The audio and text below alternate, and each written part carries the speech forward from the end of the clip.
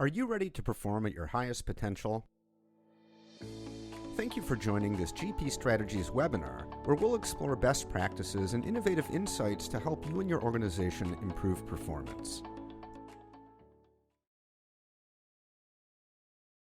Excellent. So good morning, good afternoon, good evening, depending where in the world you are connecting from. So thank you all for joining today.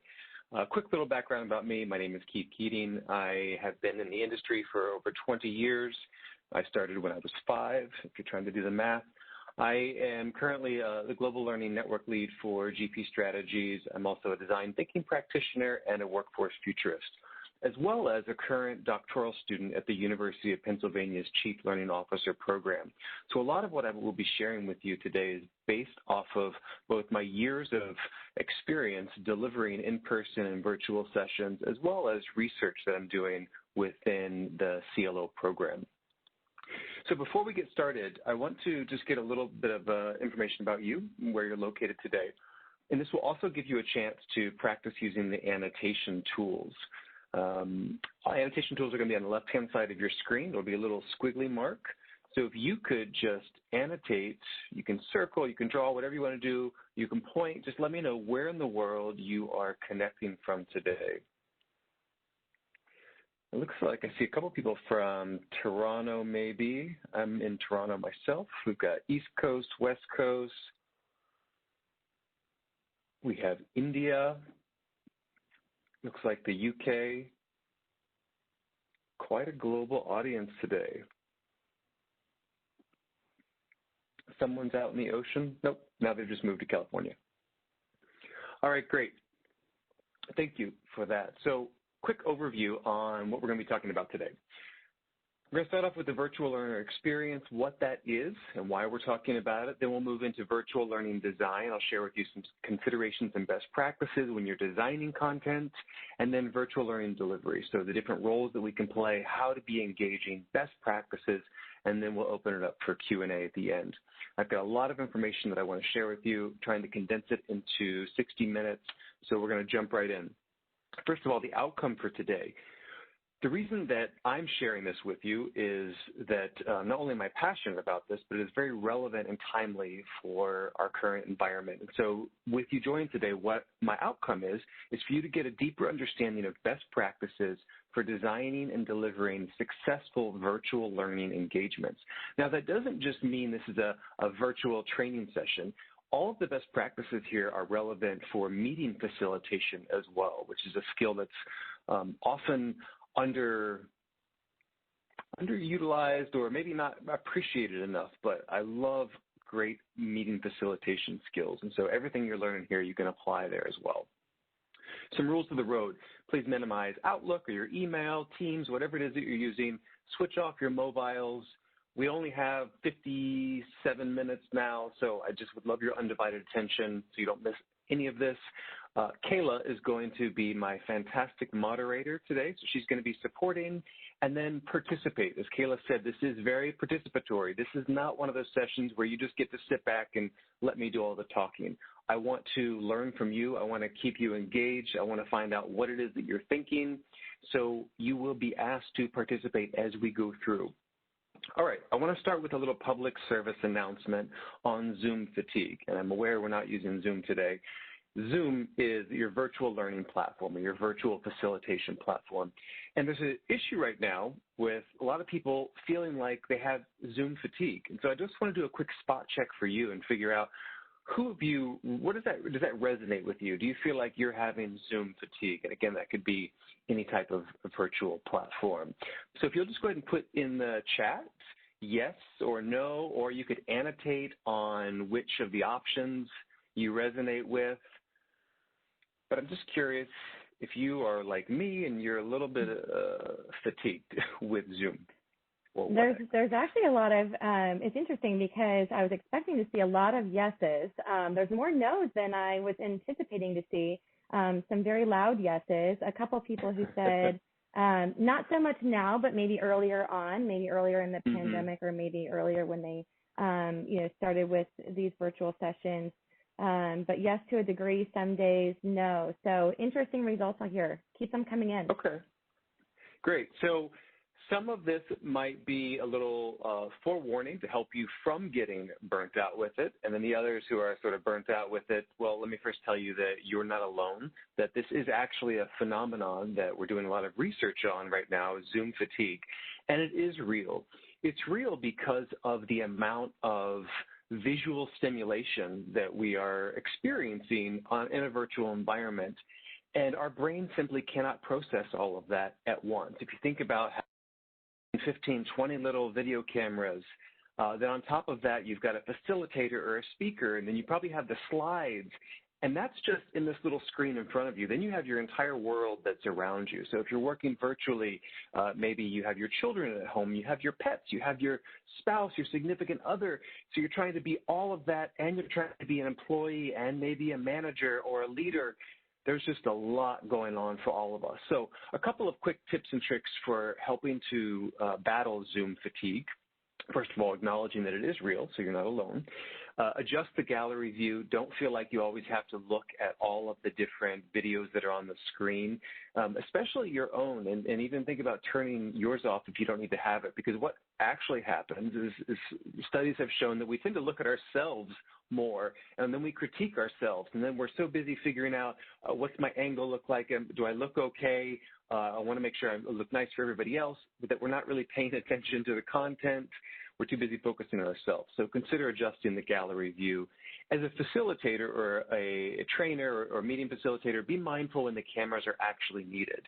I like to start off at the beginning with cameras so everybody can get comfortable, maybe in breakout sessions, and then maybe at the end of the session. But I encourage people not to be on throughout the entire session. And then make sure you're scheduling breaks throughout your day. What I experience a lot with my clients is they feel like if there's a blank space on your calendar, that means that it's free for them to take, which understandably so, it's a fair intention. So I like to block time on my calendar throughout the day just to have a little bit of break so that I'm not back-to-back meetings. Additionally, I like to change the time of my meetings. Now, unfortunately, Outlook 2017 or whatever it is, before it got to 365, doesn't have a feature where you can change the default time. It's either 30, 60, it's at those half an hour or full hour marks. So what you could do is just as you're setting up your meetings, change the time yourself. Change it to 25 minutes instead of 30 minutes or 50 minutes instead of 55 minutes to give yourself breaks, but also give your colleagues breaks. You'll win a lot of friends that way. And don't forget that the phone is still a perfectly good tool. Don't feel like you have these constraints or you have to be sitting here in front of this constantly. Make a phone call. Put the phone in your pocket. Go out for a walk. Just keep your body moving and energized. So that's my quick PSA on Zoom fatigue. So now, talking about virtual learning experience, I want to start by talking about or asking you, who is the most important person in any virtual learning session? So think about that for a minute and put that into the chat for me. Who, in your opinion, is the most important person in any virtual learning session? I'll wait. The learner, the participant, lots of the learners, the audience. Some people say me themselves. Most people are saying the learners. Someone said everyone. True. Everyone is important, but I would say the most important person is the learner, not the loner, the learner. Everything that we do in our industry, in our learning and development industry, in our HR industry, is about the learner and for the learner, or about the talent and for the talent. So the learner, the talent, is the most important person in any virtual learning session. And so I like to start off with talking about the virtual learner experience. And I break this down to the 4 E's. And these are the E's that we need to be focusing on. The first is empathy. We need empathy more now than we may have ever before. We've got to be putting ourselves into the shoes of the learners and thinking about the type of situation that they're in and designing and delivering for their environment, not our own environment. Now, the way that we are approaching virtual learning experiences this year is not necessarily the same as we have in the past. So we've had remote learning, we've had distance learning, we've had virtual learning. So this concept is not new. What is new is really the chaotic environment that we are all living in, which is also a shared experience. And the fact is that most of us do not have the same experience anymore. We can't say for certain that somebody's sitting in the office, if they're virtual, or that they're sitting at home, or that they're in the classroom. We don't know where people are. I take and deliver some virtual sessions before from the car.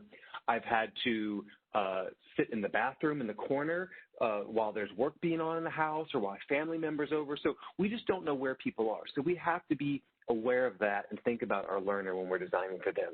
Then we have to think about the environment that we might need to be in or that the learner is in. We've got to be focusing on engagement, keeping our learners engaged.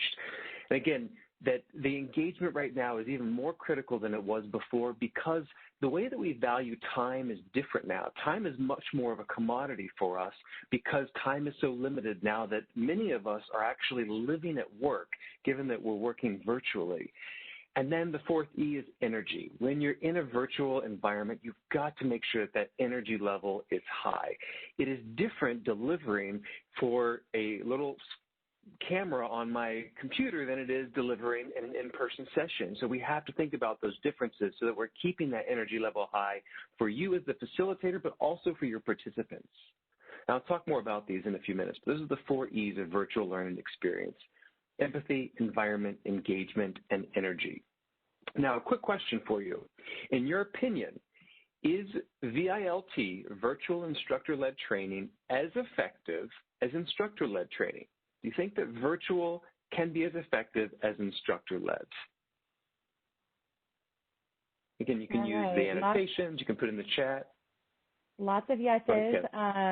Yeah, yes, if it's designed properly. I definitely think that is very important.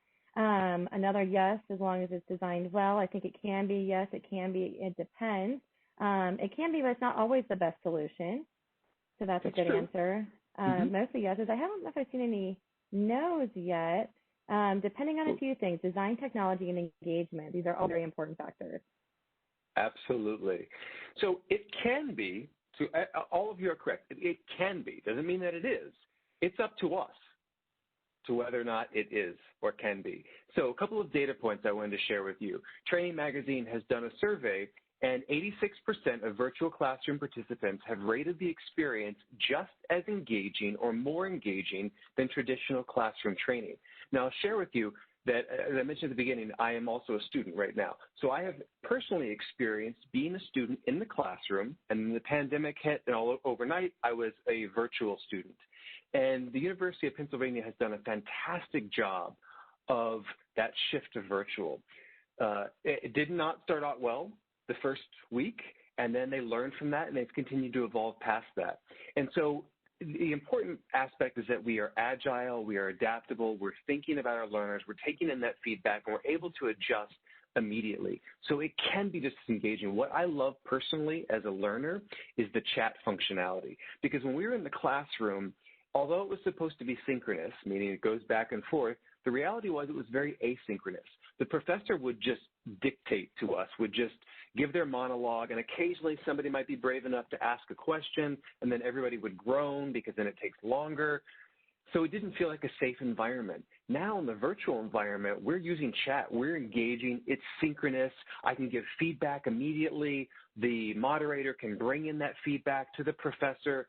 So for me personally, I love the virtual experience as a student if it is done properly, designed and delivered. Now, for me personally, I just want to share a quick data point with you. So one of the clients that we work with is General Motors. And so we had 100% in-person delivery. And then, of course, COVID, and overnight we were virtual. And we experienced virtually no change in the feedback that we received from our instructor-led to our virtual-led. And this was, for us, a really great data point because we had been talking about trying to go virtual for years, and the dealerships always said, no, we don't want it. We want in-person. It's the only way to do it. We can't imagine it being anything else. And then suddenly it is something else, and it's still successful. And that's attributed to the design and the delivery of the session. So it absolutely can be. A couple of data points for you. Now, the fact that it can be doesn't mean that it always is.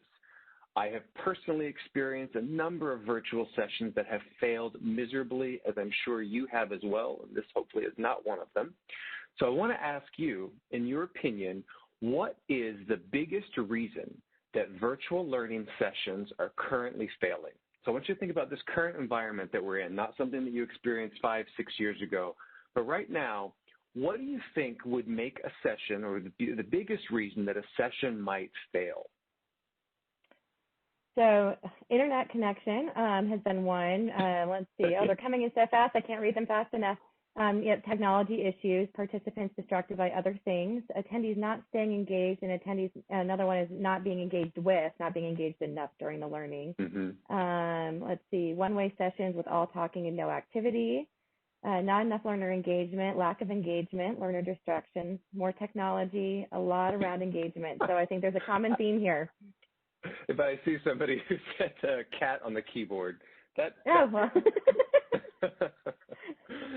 good. So all of those are correct, including the cat on the keyboard. That is a reason that your session could fail. The biggest reason, and I saw one person say this, the biggest reason that sessions are failing right now is because people are following the lift and shift model. They are not understanding that you cannot take an 8-hour in-person classroom session and plop it into a virtual session and expect it to work successfully. It just does not work that way. When we design sessions in person, we design it for an in-person environment. We also had time as a luxury. So I mentioned earlier that time is a commodity now, and we had these 4-hour sessions or 8-hour sessions or multiple day sessions. That doesn't exist anymore. We don't have the luxury of having a learner in our session for 8 hours in the virtual environment. So we cannot just lift and shift. And this isn't just why corporate trainings are failing. This, unfortunately, is why education systems across the country or the globe really are failing for our children, is because teachers haven't been equipped with the skill set of being able to redesign their content for a virtual environment. And so they are doing what they think is right, just lifting and shifting and just trying to get by with the tools that they have. And so what we're sharing today, what we're talking about, also applies for teachers. In fact, Kayla and I have been working within the industry to try and share this same message with teachers to help empower them. So lifting and shifting is the #1 reason right now why virtual sessions are failing.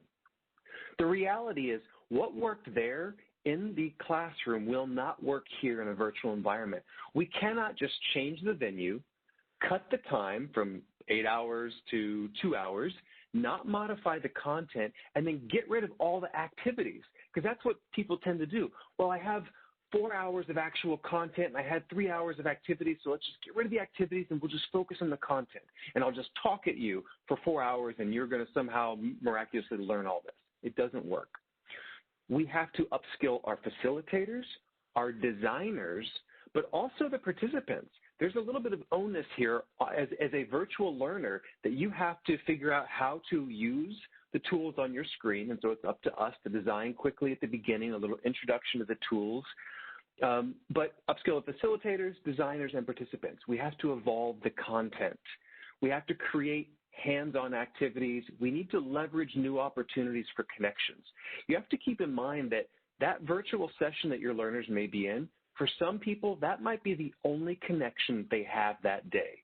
And so when we go back to that empathy factor, we have to think about that, because some people right now may not be living with a bunch of people in their house, like some of you. Some of us, like me, I'm the only one in my house. So I will go days and days without seeing people. And so when I'm in these virtual sessions, this is the time that I get to connect with people. And so it's the same for our learners. And also, we need to rethink how we are establishing the way that we're measuring success in this new virtual environment. It's not just a tick box exercise where we can say, okay, we had 30 people completed it. We need to rethink how we're measuring that. So now I want to drill down a little bit deeper and talk about virtual learning design and some best practices there. And these are some things for you to consider as you're designing your sessions. The why. What is the motivation for the learner, the with them? What's in it for them? Why should they be listening to you? Are you giving them something new and something relevant? We have to make sure that we are contextualizing whatever the message is that we're sharing and that it's relevant for our learners. We need to think about the what. the content. What can they see? What can they hear? And are they distracting from each other, or are they complementing each other? You have to think about the camera and whether or not you're going to have your camera on and whether you're distracting from what's going on the screen. Do you limit the visual aspects of the screen? And then also the how, the interactivity and the engagement. When did they last feed into the session? Do they know that they're going to need to be paying attention and feeding into it next? Are they interested? Do they know what to do if they get confused about content? Have you established a communication channel back and forth like we are today with the chat functionality? It might seem like those are obvious, especially establishing that rapport, but it's not. You've got to set that baseline up for your learners at the beginning of your session so they know what's going on. Now, quick question for you. As a participant, when do you start to zone out? If I've been droning on for 10 minutes, 3 minutes, 5 minutes, 60 minutes, at what point do you stop listening to me and you pick up your phone and start checking your email? So, gosh, we've got some good across-the-board answers. So some people are quite forgiving, for lack of a better word, at 10 minutes and 30 minutes. So that's very nice of you. I would not be lasting 30 minutes without engagement. So the answer is, or not really answer, these are your opinions, but I want to share with you some research. So research says that you want to be building in engagements with your participants every 3 to 5 minutes. Now, 3 minutes I find extremely difficult, so I try to average out every 5 minutes. And it doesn't have to be a massive engagement. It can be exactly what we're doing today, where you're just using a little bit of annotation. You're using the chat functionality, some sort of question. The point is that we have all these distractions happening around us. We need to constantly be pulling our learners back in. And so we need to use these functionalities so that you're doing this every 3 to 5 minutes. Again, it's 5 minutes. Now, there are exceptions to every rule. There are times where maybe it goes a little bit longer than 5 minutes, but again, these are just best practices to be thinking about. It is also recommended that you not have a session longer than 90 minutes. Now, it doesn't mean that that's the only session you can have. You can have multiple 90-minute sessions broken out over multiple days, maybe 2 a day if you absolutely have to, but try not to keep learners longer than 90 minutes. As I've said, time is a commodity now. Our learners don't have time to be committing to multiple hours anymore. We have too many things that are going on right now. We have too much worry that we really just can't keep our focus or our attention that long. And so design shorter engagement sessions for your learners. 90 minutes should be the maximum that you're trying to shoot for. On average, you want to build out about 50 minutes of content and 10 minutes of breaks. So that's the ratio I like to use. Again, there are exceptions to every rule. Today, we don't have a break built in because I only have you for 60 minutes, so I'm trying to share as much information as possible. But if this were maybe a corporate training or this were a 90-minute session, I would definitely have a 10-minute break in there for you. If you're going to use breakout rooms, it's recommended that you not use more than 2 per 90-minute session. Breakout rooms always take longer than you think they do. You need time to set them up verbally, to explain to the participants what they're going to be doing. Then you send them in. It's recommended that you not do a breakout room for less than 10 minutes. Again, exceptions to every rule, but if it's a new group of people and you're sending them in, you want them to introduce themselves. You want them individually to address whatever the topic is so that everybody has a chance to speak.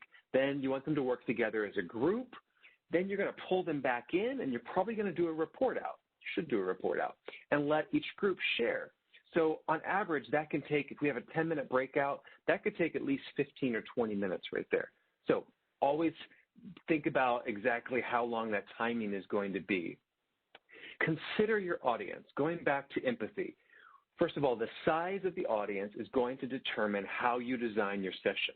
If this were just a group of 5 people, I would conduct this very differently than I am today with, I think we had 150, 200 people sign up. Not sure how many we have on, but it's more than 20 people. When I get above the 20-person range, I need to think a lot differently for how I'm going to design the session. For example, if it's more than 20 people, I'm probably not going to use the microphone in the open forum because we're going to have a lot of interruptions. I'm going to be very careful with the chat, especially if it's above 50 to 100 people. Like you heard Kayla say already, oh, these are coming in so fast I can't read them. So we have to think about all of those things depending on how many people are going to be in the session. Location is important. Do you have language barriers? Do you have people where this English is their second language? If you're delivering in English, does that mean you need to speak a little bit slower? Does that mean you need to have a moderator recap what you're verbally saying into the chat? So that way people with English as a second language can have a chance to read it if they're not able to quickly digest and articulate what it is that you're saying or translate. And then accessibility. We've got to be designing for people who have visual impairments, hearing impairments. Does your platform have closed caption on it? These are all the things that we need to be thinking about. And then lastly, don't assume that VILT is the best method. And somebody shared this earlier that, hey, maybe VILT isn't the best method. And it may not be. What's happened is everyone thought, okay, if it was in person, then it's got to be in virtual. So now we're going to lift and shift and we'll make it a virtual session. Not the case. So there are some best practices I want to share with you to think about other considerations on whether or not it needs to be a virtual instructor-led session.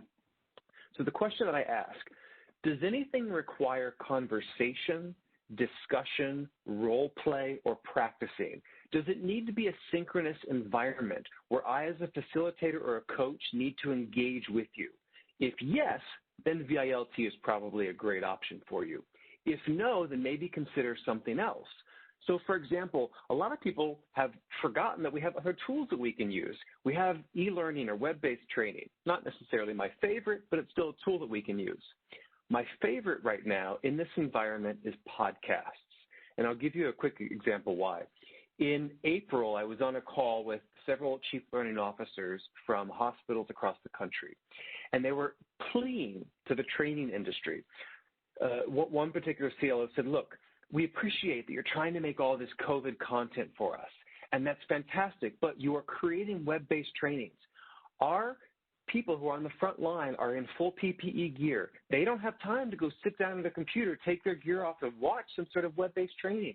If you want to help us, just make a quick podcast.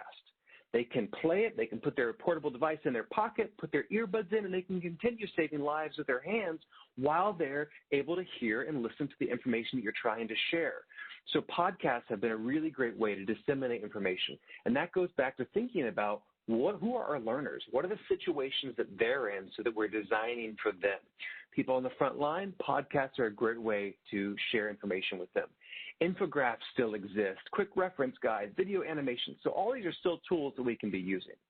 So don't just think that it has to be a virtual instructor-led session. Now, it could also be a combination of both, and I'll talk more about that in a minute. But quick knowledge check for you. We talked about the 4 E's, environment, engagement, and energy. What is the 4th E there that we're missing? We talked about environment, engagement, energy, and the 4th one is empathy. It looks like they're nailing it. Yep. Now, I would say exercise should be in there as well, our physical and mental exercise, but we didn't talk about that one. So that would be the 5th E, would be exercise. But yes, the 4th E is empathy. All right, so now we're going to drill down into engagement activities. So some design considerations for you as you're figuring out your engagements that you're going to be building in. So a couple of ways that you can think about this. What are you trying to accomplish? What's the activity actually doing? So there's 5 that we tend to do, and I'll talk about these. So reflection time. You should be building in time for reflection. Now, that could be an after-session activity. Maybe you create cohort-based activities, and you ask them to get together after the session. That doesn't always work because people feel like, well, I gave you, that 60 minutes, and now you're asking for 30 more minutes. So what you could do is use a break. One of the breaks could be asking them to spend a few extra minutes to reflect on what you've talked about, especially after a heavy topic. Or you could just have a carefully well-explained silence. If you're hitting on an emotional topic or a cognitive challenging topic, just stop afterwards and say, you know what, we're going to take 60 seconds and just reflect on what it is that we just talked about and give people a chance to think. We don't often build in enough time for reflection in our virtual learning environments or even in our instructor-led environments. Then we've got checking understanding or getting their ideas and views. So you can write on slides. You can have group discussions, either as a team if it's small, or you could send people in breakout rooms. Type into chat is a great way to get their understanding or get their ideas, or using polls. And then, of course, if you have private discussions or you want to have practice conversations, you can, again, build offline activities. You can use the breakout rooms, or you can use another type of tool. I use Mural, Miro, Poll Everywhere. So I build in a lot of different tools to try and help switch up the way that we're approaching activities or engagement. And don't forget that groups larger than 20, sessions larger than 20, it's going to really change the way that you're using these activities. So in terms of planning the activities, one of the most important things you can do when you're trying to repurpose an in-person session to virtual is ask yourself this question, and you need to be ruthlessly relevant and ruthlessly honest. Is this important and useful?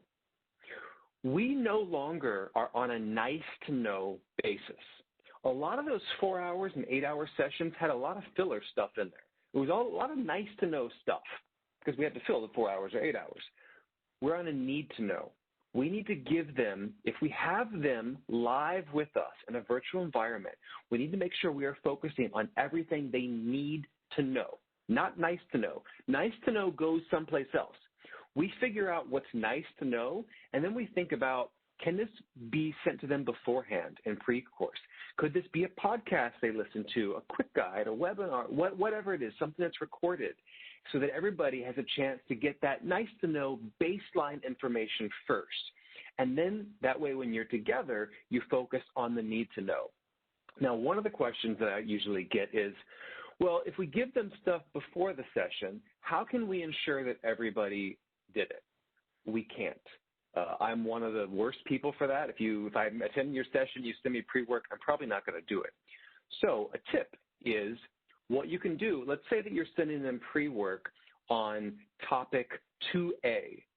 So what I would do is I would plan a break right before 2A, and I would give an extra few minutes, and I would say, hey, for anybody who didn't do that pre-work, now's your chance to go do it during the break because we're going to be talking about it after the break. So that way you're very clear with them, you're articulating when it is, and you're giving chance for people who may not have had the time to do that pre-work. So just a little best practice there for you. So if it is not a need to know, then we either take it out if we don't need it at all, or if we still need to give information to them, we can do it at a pre-course or post-course activity.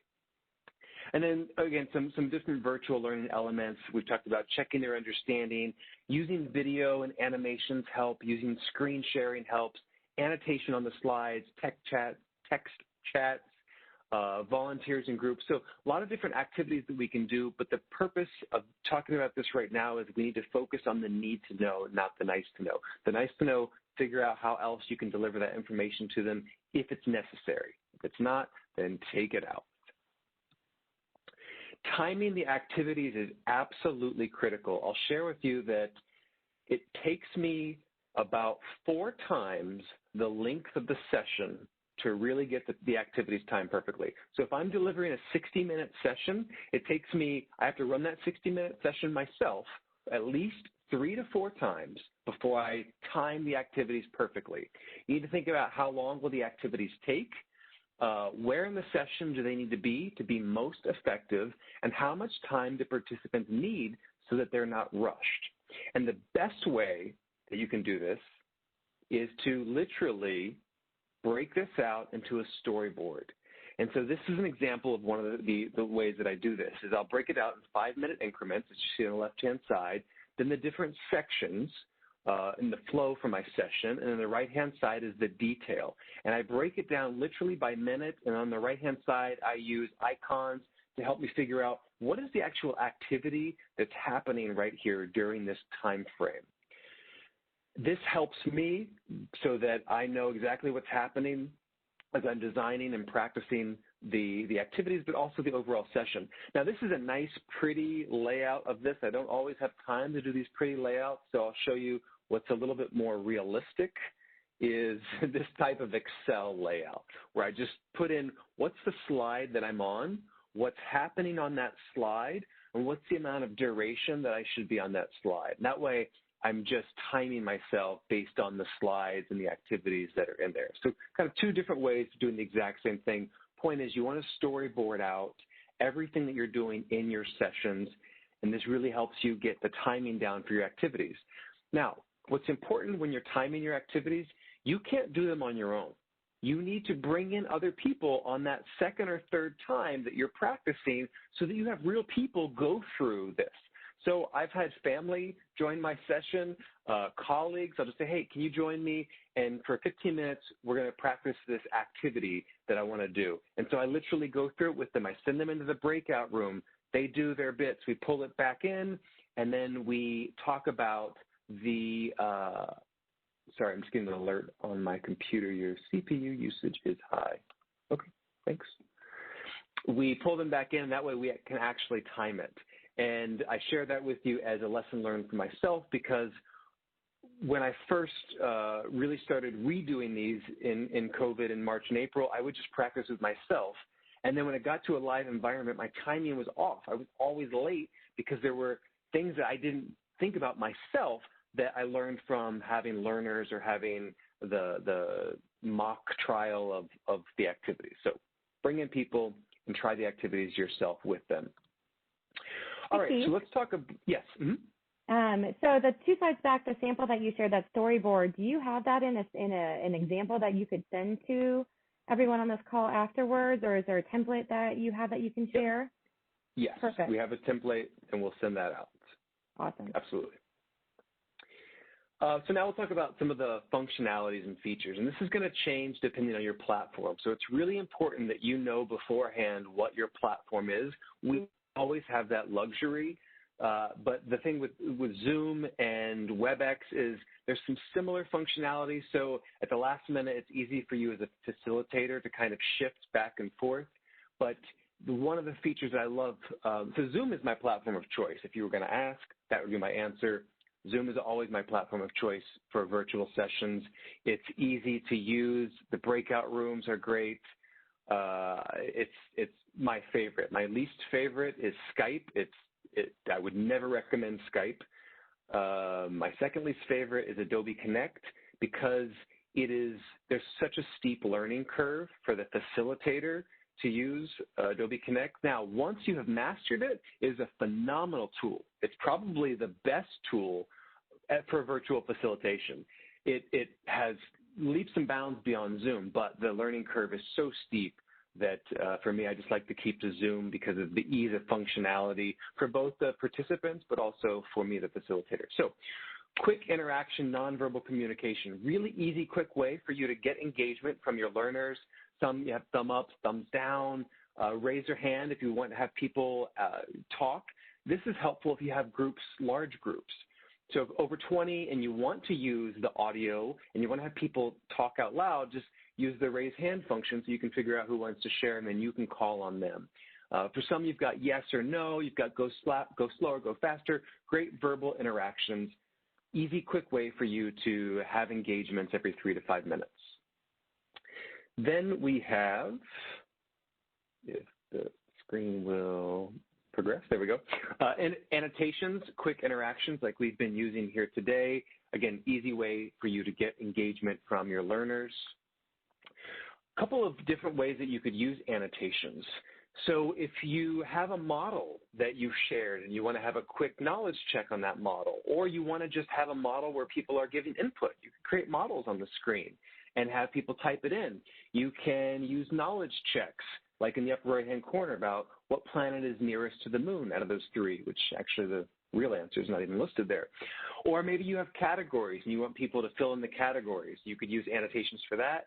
And then one easy icebreaker or energizer that you could do is a word find. I love having word finds after breaks to pull people back in. And so there's free word finds that you can create. Just Google free word find, and you input the words you want, and it automatically does it for you. And then you can use the annotation tools with your participants to just have a quick, fun energizer there. when I shared earlier about thinking about your participants, I want to share a quick example for you. Now, you don't have to answer this. We've already done this. But if we had several hundred people for you in the session, and I asked you to go into chat and type, where are you today, it would just continue to scroll, and I would never be able to see where actually everybody was. So a different way that you can do this is what we did today, where you use a map. It's a single view where you can have everybody interact. And so I just share this as an example of thinking about your audience, thinking about the size, and how you use the engagements. Because you absolutely could use a chat, but it's not very friendly to your learners because you're not really interested in all the responses because it's just scrolling. So think about them. Think about a way that they could see everybody's answers on the same screen. And so that's where annotation can really be helpful as a tool to use. And breakout rooms. Breakout rooms are a great tool if you have a purpose for them. So you've got to be intentional when you're designing and delivering virtual sessions. Intentionality is critical here. So use breakout rooms if you have an intention and purpose. 3 typical ways: role play. You can send people into breakout rooms to role play. You can create small group activities. You can create an environment for sharing experiences. Maybe you're talking about diversity, inclusion, equity, or it's just a very deep conversation, and you want to give people some private space to have that conversation in smaller groups. Breakout rooms are perfect for that. It's also just a way for people to connect. I love to throw breakout rooms in, and if this were a 90-minute session, we would have absolutely had one, but I like to do it just as a way to get people to actually connect with each other for a few minutes. So again, you've got to think, yeah. So a question came in earlier, actually, and this is a great point to bring it up. So Lisa mentioned earlier, is there an ideal number of people that would be in a breakout room? Great question. Yeah. My best practice is no more than 5 people per breakout room. Now, it depends on what you're doing. So if I were doing a design thinking workshop and we were ideating, I might be open to having more. But for me, I love to have no more than 5 people so that it can truly be an engaging opportunity for people to share. Because the more people you have in the breakout room, the longer time you need for it. And this goes back to that intentionality. You always want to give people time, especially if it's a new session, new random people across the globe. Give them time to introduce themselves, give them time to respond individually, give them time to work together as a team, and that takes time. And the more people you have, the more time that's going to take. So 5 people is my best practice for maximum. I've had breakout rooms with just 2 people, again, creating that safe space for people to talk. And then the minimum amount of time for breakout room, again, my best practice is 10 minutes, because by the time you do the introductions, you're sharing, you're already at 5 minutes right there. You want to make sure they have time. That's the biggest piece of feedback that I always get is from my sessions. People say, I just wish we would have had more time in the breakout rooms, because it's the time really for people to get to connect and have that cognitive thinking going and just have fun as long as you set it up properly. So you got to make sure that the setup is done properly and that you build in an opportunity to share out their experience at the end. So what I do is ask for, while they're in the breakout room, pick a spokesperson. And then when we call them back in, I ask each spokesperson to raise their hand, and then I call on the spokesperson to share out a quick summary of what they talked about in the breakout room. All right, quick knowledge check. How often should you be building in engagement? So go ahead and use the annotation tool, and let me know, how often should you be building in engagement? Seeing a lot of 5 minutes, 3 minutes. There are 2 correct answers here. So none of you are wrong, and one of you is correct, even more so by circling both. So yes, every 3 to 5 minutes you should be building an engagement. Again, this is a best practice or recommendation. You may not always be able to do that, but try to shoot for that. And it could just be a quick little thumbs up, thumbs down, yes, no, annotation, whatever. Just pull your learners back in. Thank you for that. All right, now let's switch and talk about virtual learning delivery. So there are 2 roles when you think about virtual learning delivery. You have the facilitator. The facilitator is the face of the course. Their role, our role, if you're the facilitator, is to create the best environment to stimulate engagement, participation, and effective learning for all. But the reason that I say that is sometimes we don't have the privilege of designing the content ourselves. I've been in situations where people have handed me the content or I had to fill in for somebody at the last minute.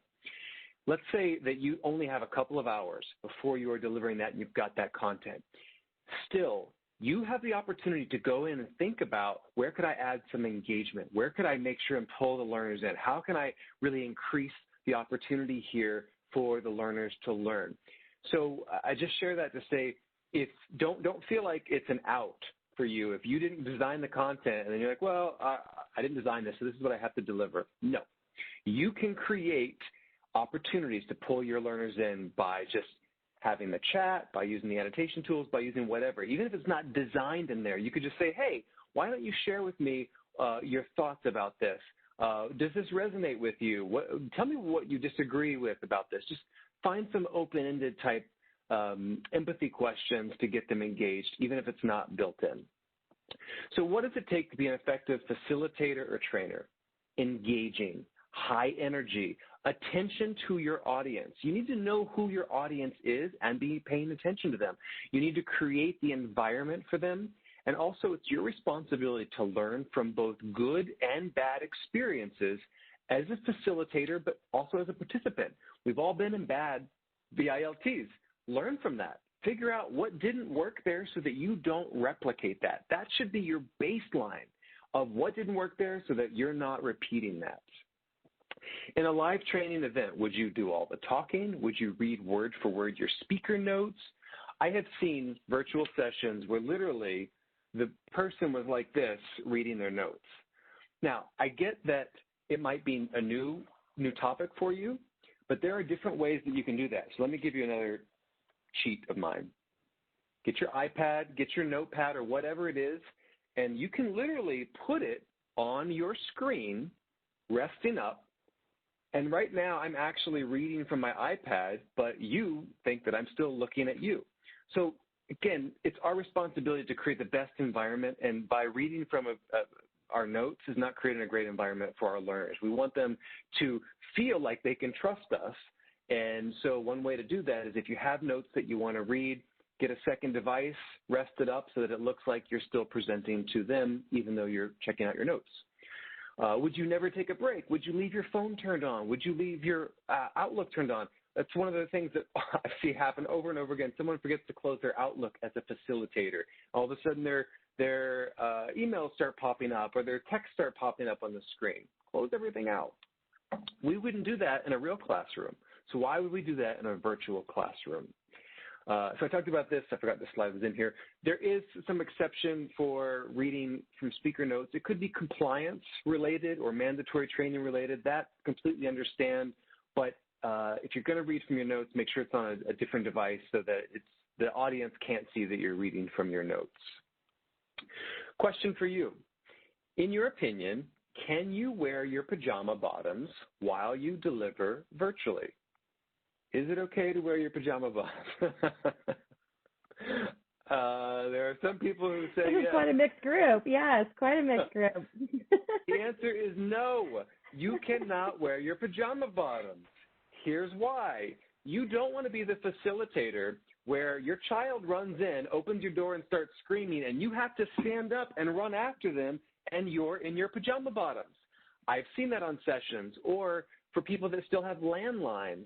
I have been in a session before where somebody's landline starts ringing, so they jump up and they go over to take their phone off the hook, and we can see they're in their boxer shorts. So no, we need to treat these sessions just like we would an in-person session. Today was the first day that I got, dressed up, but I knew that we had this session and that it's my responsibility to make sure that I am treating this like I would an in-person session from a facilitation standpoint. And so, yes, you need to wear full clothes. You cannot wear your pajama bottoms, please.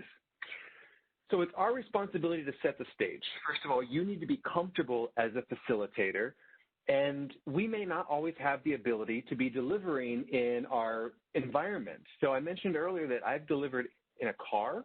I have delivered a session in the bathtub. Let me preface, not while the bath water was running, but it was comfortable for me to get in there with a pillow. And I had workers in the house. So in this new environment, we don't know where we're going to be. So make sure that you create the most comfortable space for you and that it is as quiet as possible. I will sometimes, if I have family at the house, I will put a post-it note on the door that says, please do not knock, please do not enter. If this door is closed, if you need me, text me. A little public service announcement. Don't forget that right now, if you are living at work, at home, and you have family there, that these are your colleagues, and we need to treat them with respect. So when your children run in, it's not, hey, get out of here. You would never say that to a colleague who walked into your office, maybe when you were in the middle of a meeting. So we need to treat them with the same respect. And we do that by setting boundaries. And so for me, when I have people over, the boundaries are the post-it note on the door, just reminding them, please don't knock, please don't enter, text me if you need me, and I'll respond when I'm available. Lighting. Lighting is critical. In fact, Kayla's going to share with you the link to my lighting trick. I'll just show you real quick. I highly recommend, as a facilitator, get a ring light. It is a $30 investment. It plugs into your USB port, and it really can make your session that much more professional because we don't always have the luxury of having good light, being in front of a window. As I said before, I've delivered in the car. In the car, I was able to plug in the USB into my laptop, and I had my ring light there. This was at night. Same in the bathroom. So the ring light is fantastic. It travels. The one that we're sharing goes up to 5 feet. If you want to stand it up, it can sit on your desk, whatever. It travels. Anyway, it's really great investment for you to have. Point is that you want to be professional, dress professional, act professional, treat the virtual sessions just like you would an in-person session from a facilitation standpoint, not from a design standpoint. And last is camera angle. Quick question for you. Where should the facilitator look when delivering?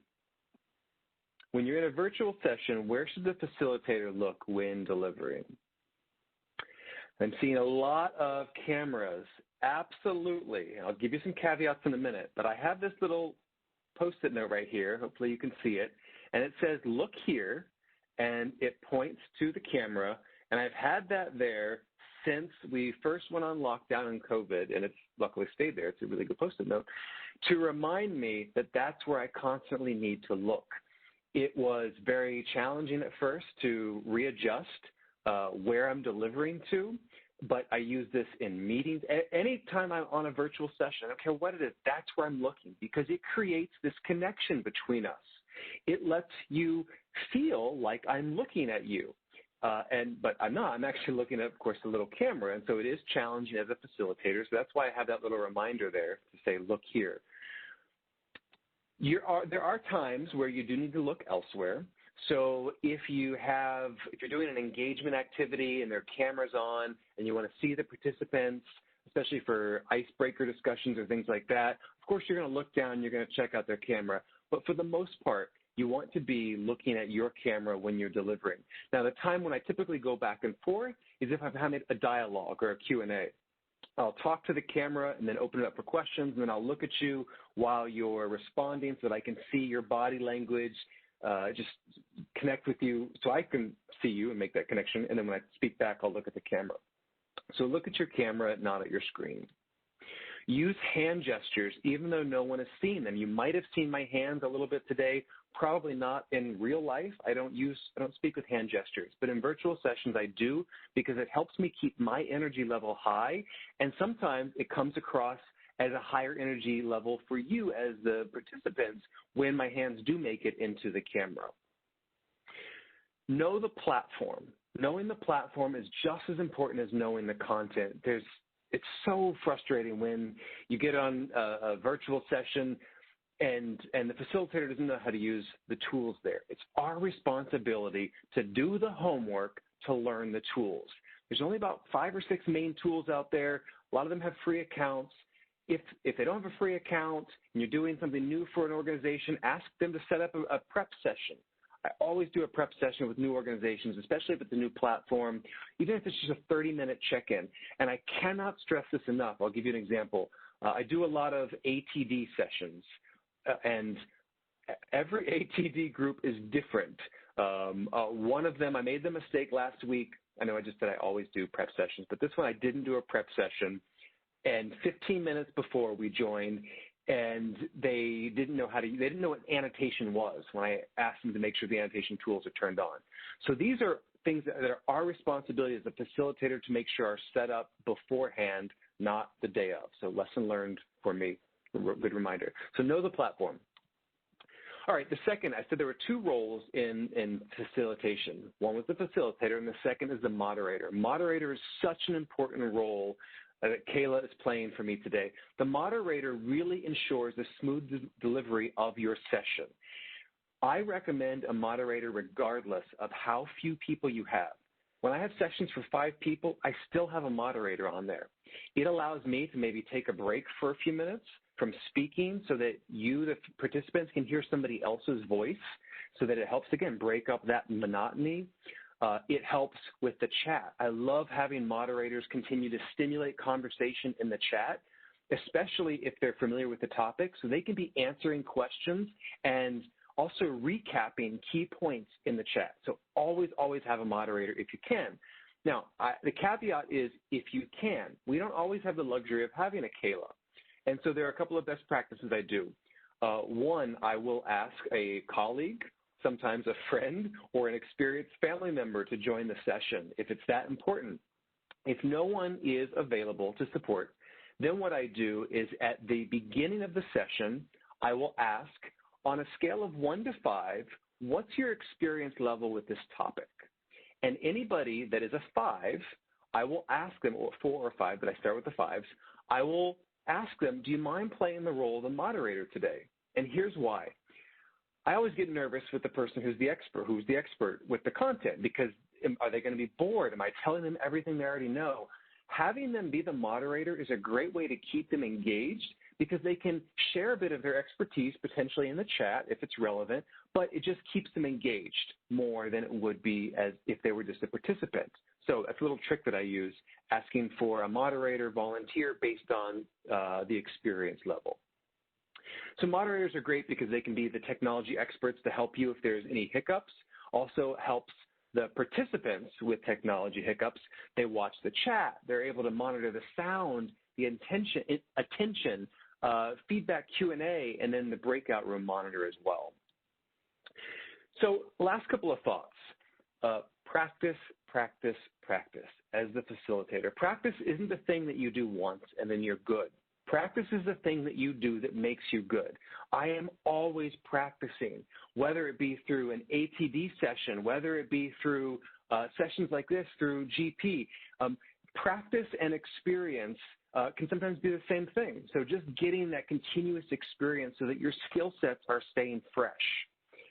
Quick question for you. When you are converting ILT to VILT, the lift and shift model is acceptable to follow. True or false? Thank you. False. It is not. You cannot lift and shift. You need to redesign. Last question. Podcasts, e-learning, infographics, and reference guides can be alternatives to VILTs. I thought you changed that, Kirsty. Yes, they can be alternatives. Let's not just assume that VILT is the best way. So I know we've got 2 minutes here, so a quick wrap up. What makes a great virtual learning experience? Energy needs to be high. Frequent engagement, every 3 to 5 minutes is possible. Have a moderator. Use the video occasionally throughout to keep them engaged. Look at your camera. Consider the learners in everything that you do when you are designing and delivering, because we are here for them. Last quick point, if you want to connect, I am very active on LinkedIn, love sharing tips and tricks, best practices about design thinking, about virtual delivery, about workforce of the future. Add me on LinkedIn. There's the QR code. I also have a podcast, Ahead of Tomorrow, that focuses on topics to help us prepare for and stay ahead of tomorrow. A lot of workforce of the future type topics. So those are 2 QR codes there that you can add to connect, and then Kayla will open it up for a quick Q&A. Yes. Well, thank you, Keith, for that very energizing session. We always love to have you on. I know we've got a minute left. We had a few questions come in. If you don't mind, go ahead and flipping it to that last slide so that our participants can see your contact info. There we go. I will also put in our contact us form here in a second so that you can continue to reach out to us. So some of the questions that came in, Keith, one was around the breakout sessions again. And how do you prevent them from becoming awkward? I know sometimes if you don't necessarily have that person in the breakout room who's that extrovert or the person who's really going to get the conversation started, there can be that awkward silence to get things going. Any tips? Couple things. One, you can send motivating messages to the groups while you're not in them. So I like to send reminders of what it is that they're doing, what they should be doing at kind of every 2-minute increments so that I'm staying connected with them. The other is if you have moderators or you can pop into those breakout rooms and help facilitate the discussions. Awesome.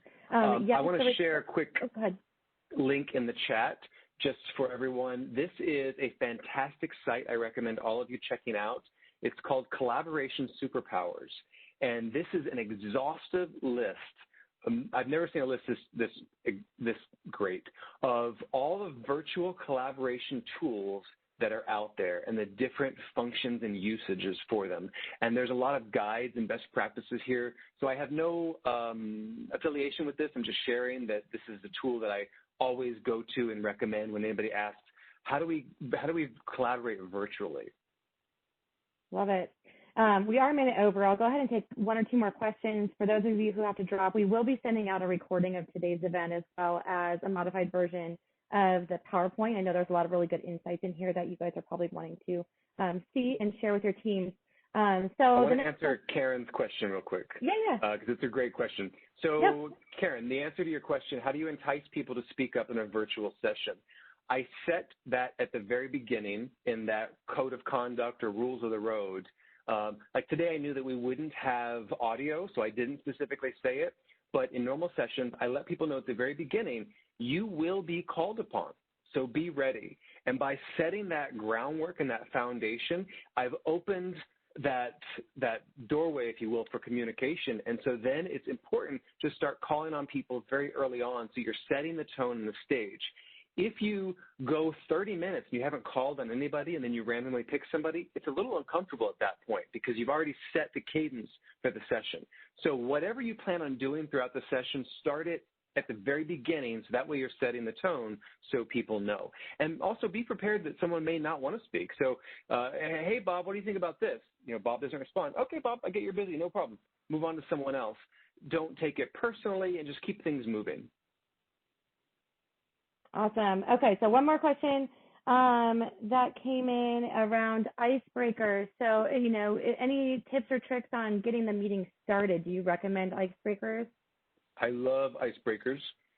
And if I have time, usually longer than 60-minute sessions, I will do icebreakers and energizers. So the difference is icebreaker tends to be at the very beginning of the session where you're getting people connected. And then energizers are similar to icebreakers, but I do them after the breaks, especially if it's a lunch break or a longer break. When they come back, I want to pull everybody back together and get that blood flowing and get that brain moving. A couple of really easy, fun energizers or icebreakers. If it's a smaller group, I like to start off with taking a few minutes. And so I'll say, okay, you have 60 seconds. Go find an object that best represents you. And then everybody has 60 seconds. They go find the object. They come back. And then we just call on people to guess what that object says about that person. And that just is a way to get people connected with each other and learn a little bit about them. A different energizer that I've done before, a game, rock, paper, scissors. You know, take advantage of the camera aspect. If you have everybody on camera, it's very easy to do this and see everybody. And so you could actually do a championship. So I've done before with a large group, I've broken out into breakout rooms, and they have smaller championships. And then the winner of that breakout room, I bring them all back, and then we do larger championships. And so one easy way is that you can utilize the camera to turn it off and on. So those that are still playing, their camera stays on. Those that are out, their camera comes off. And that way you're just, again, pulling in the use of cameras, pulling in the use of visual activities. There's actually a really good website, if I can pull it up quickly, that has free icebreakers that you can use, like charades, card games, a bunch of other stuff. So I put that in the chat. Yep. Did it show up? Okay, good. So I put that into the chat right now. Check that out. I pull that into my team meetings just to There's trivia in there, a lot of fun stuff. So check that out. Awesome. Well, with that, Keith, thank you so much for today. Thank you, everyone who joined, for your time and attention. We do hope that you'll join us for future webinars. We have several great ones coming up. It's hard to believe that we're already talking about learning trends for 2021, but that is upon us. So we do hope that you'll join us for those sessions. And I wish you all well. Take care. This webinar is brought to you by GP Strategies. Together we can create a world where business excellence makes possibilities achievable. You can access more webinars or download additional resources at gpstrategies.com/resources-library.